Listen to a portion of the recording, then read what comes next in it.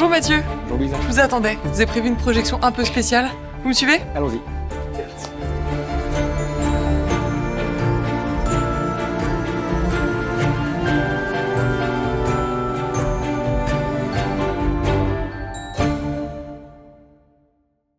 Mathieu, je suis ravie de vous convier dans ce sublime cinéma, car j'aimerais que vous puissiez nous répondre en toute transparence et nous dire comment vous et vos équipes avez rendu possible la création de cette gare déjà emblématique de Saint-Denis-Pleyel du Grand Paris Express.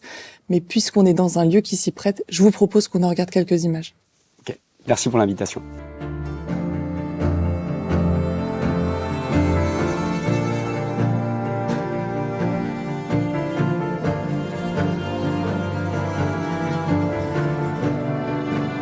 C'est clairement l'illustration du projet titanesque que ça a été.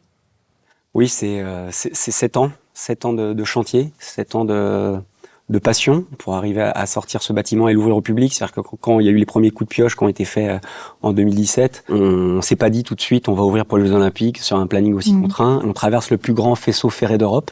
On l'a traversé 3 fois avec des tunneliers pour creuser le tunnel de la 14, puis après le tunnel de la 16-17, puis après le tunnel de la 15. Au-delà de la traversée, moi, il y avait dans mon planning de réussite, il y avait le passage d'un tunnelier qui était prévu en août 2022. Et donc ce jalon-là, on l'avait identifié dès la création de la ligne. Si on le tenait pas, on mettait en risque l'intégralité de la gare et son ouverture. Et donc ces 3 tunneliers, la largeur du faisceau ferré était de 300 mètres. 300 mètres. Oui, et c'est 1600 trains par jour. Ouais, c'est 1600 trains par jour qui continuent à fonctionner. C'est-à-dire que pendant que les trains fonctionnaient, que Plaine Commune créait le faisceau urbain-Pleyel, nous on passait des tunneliers en dessous et il a fallu coordonner toutes ces différentes interventions. J'aimerais vous poser une question qui sans doute convoquera une réponse plus personnelle. Mathieu, quand on vous a proposé de piloter la livraison du prolongement de la ligne 14 de Mairie de Saint-Ouen à Saint-Denis-Pleyel et de cette gare sublime, sachant qu'il fallait tout rendre avant l'ouverture des Jeux Olympiques 2024, est-ce que vous avez accepté sans la moindre hésitation? Alors pour être totalement honnête, oui. J'ai un peu hésité. Il fallait livrer cette gare-là pour les Jeux Olympiques. Je savais qu'il restait 3 ans. Ça fait pas le premier bâtiment que je fais. Et donc je voyais le projet, je voyais aussi toutes les difficultés qu'on allait rencontrer. Et après avoir accepté, là j'étais extrêmement fier, extrêmement stressé aussi, parce qu'il y a beaucoup de stress lié à ça, mais avec une très forte ambition d'y arriver. Une très forte ambition. Donc quand vous arrivez sur le projet de cette gare, on va tout de suite voir une image qui est une esquisse de l'architecte qui a conçu cette gare, qui est Kengo Kuma. Je voulais vous montrer cette esquisse parce que vous qui avez quand même vu ces premiers projets, la production, la livraison, c'est quand même une esquisse que je trouve sublime. Vous, qu'est-ce que ça vous provoque? Qu'est-ce que ça génère en vous, cette esquisse? Alors ça provoque déjà un souvenir. C'est-à-dire que quand j'ai accepté l'opération, on nous envoie des documents pour regarder ce qu'il y a dedans. Et des premières pages, il y a toujours cette esquisse-là qui présente ce que sera la gare dans le futur. Et aujourd'hui, quand on met cette esquisse à côté de la gare, la photo de la gare, on se dit, quel génie ces architectes pour arriver à mettre en place, à dessiner. C'est assez extraordinaire. Et alors, ce qui est intéressant, c'est que cette gare se situe entre 2 territoires. On a la plaine d'un côté, Pleyel de l'autre. Vous aviez aussi cette volonté, cette ambition de tisser, de recoudre ces 2 territoires?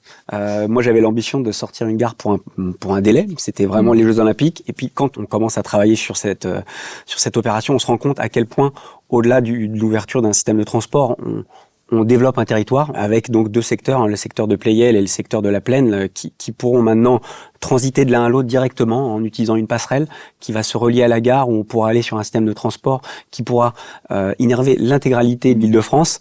Ça, c'est une vraie fierté. La gare a été conçue par Kengo Kuma et puis la passerelle par Marc Mimram. On en voit ici des images. Ça s'insère parfaitement. Alors quand on voyait les premières images, on disait est-ce que ça va fonctionner? Architecturalement, on voit aujourd'hui que ça fonctionne très très bien et que les 2 projets se répondent bien. Et alors, ce qui est incroyable, c'est que l'originalité de ce projet, c'est que le Grand Paris Express s'inscrit désormais dans le patrimoine français du XXIe siècle. Ça veut dire qu'il y a 68 gares qui entrent dans le patrimoine français. Saint-Denis-Pleyel, c'est la première pierre de 68 pierres qui vont arriver, qui vont révolutionner l'ensemble du système de transport en Île-de-France. C'est la première gare, c'est aussi la plus grande. Et donc les autres vont suivre avec IGR dans la foulée également, avec toujours ce lien entre architecture et tandem qui va amener une particularité, qui va amener une ambiance dans toutes les gares du Grand Paris Express. C'était un objectif, faire au-delà d'une station de métro, faire une gare où on a envie d'aller, on a envie de passer, presque une œuvre artistique. Et ça, c'est une fierté collective pour la Société des Grands Projets. On va voir quelques photos parce que si cette gare est une œuvre d'art, c'est parce qu'aussi elle en exposera demain. Et alors, ce qu'on voit à l'écran, ce sont en tout cas l'architecte Kengo Kuma, mais aussi Prune Nourri, qui est une artiste plasticienne et qui va bientôt exposer 108 corps de femmes. Et la particularité de ces corps, c'est qu'ils sont faits à partir d'une patine issue de différentes terres locales.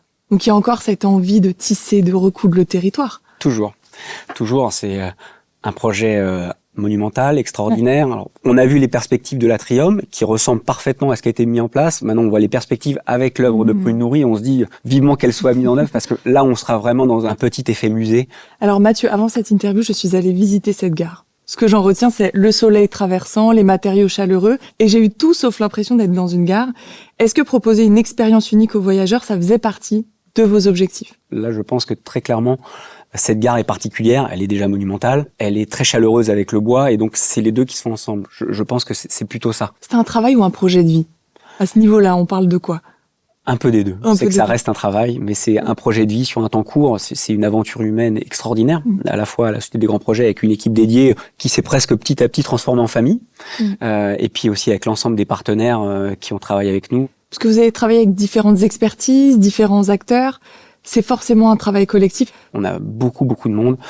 Déjà, il y a toute la Société des Grands Projets qui a travaillé. C'est-à-dire qu'il y avait une équipe dédiée, mais tout le monde était aussi avec nous, à nous aider sur des points spécifiques, des points ponctuels. Et on a toujours senti cette énergie en disant c'est pour la gare de Saint-Denis-Pleyel, c'est pour les JO. Tout le monde y allait dans le même sens que nous. Vous avez pu converser avec différents voyageurs qui venaient de découvrir cette gare?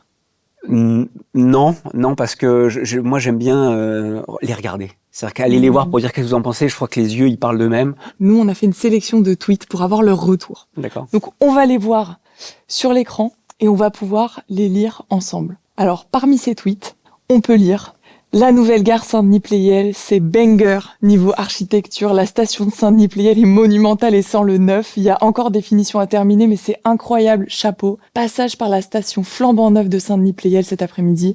L'occasion d'admirer la très belle signalétique proposée par la Société des Grands Projets. On a beaucoup parlé d'Orly, mais Saint-Denis-Pleyel sur la ligne 14 est juste incroyable. Quand on lit comme ça tous ces commentaires, qu'est-ce que vous ressentez? Dans quel état d'esprit vous êtes? On a envie de dire encore. C'est-à-dire qu'on se dit, c'est pendant 3 ans, on travaille, on stresse, on souffre un peu quand même. Et puis à la fin, il y a des étapes importantes qui sont passées, on ouvre, et c'est une délivrance, une ouverture d'un bâtiment comme ça, surtout quand il est aussi beau. Et puis quand on voit les retours qui sont extrêmement positifs, vraiment c'est ça, c'est la suite, quoi. C'est sublime, c'est pour ça qu'on bosse. Merci beaucoup Mathieu. Avec plaisir.